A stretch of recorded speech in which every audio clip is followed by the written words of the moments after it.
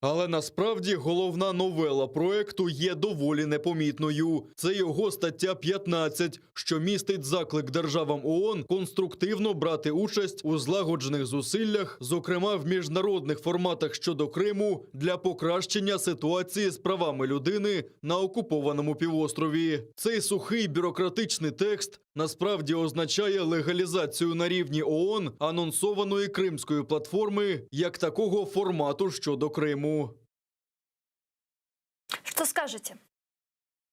Ну, звучить красиво, але насправді фактами залишається те, що Росія відмовилася на рівні рішення свого Конституційного суду від обов'язку виконувати рішення Європейського суду з прав людини, а це означає, що Росія зняла з себе будь-які зобов'язання в частині дотримання рішень як Ради Європи, так, очевидно, і інших міжнародних організацій, в тому числі і Організації Об'єднаних.